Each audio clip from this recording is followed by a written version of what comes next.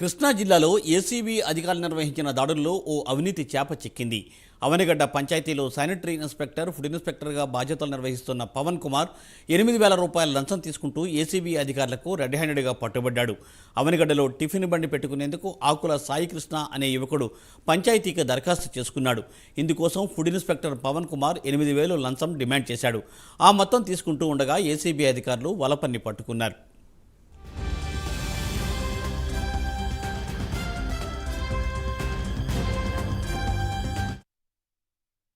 గారు అలాగే ACP director గారి యొక్క ఇన్స్ట్రక్షన్స్ మేరకు ఈరోజు అవనిగడ్డ పంచాయతీలో ఆకుల సాయికృష్ణ అనే ఒక వ్యక్తి రోడ్ సైడ్లో ఒక టిఫిన్ బండి పెట్టుకోవడం కోసం లైసెన్స్ కోసం అప్లై చేసుకున్నారండి పంచాయతీ సెక్రటరీ ఆఫీస్లో. ఈ ఆఫీస్లో ఫుడ్ ఇన్స్పెక్టర్ మరియు శానిటరీ ఇన్స్పెక్టర్గా పనిచేస్తున్న పవన్ కుమార్ లైసెన్స్ ఇష్యూ చేయడానికి గాను 8,000 రూపాయలని డిమాండ్ చేసి రెడ్ హ్యాండెడ్గా తీసుకోవడం జరిగింది. తీసుకుంటూ ఉండగా మనకు రెడ్ హ్యాండెడ్గా దొరికాడండి. దానిపైన కేసు రిజిస్టర్ చేసాము, దర్యాప్తు చేస్తున్నాం.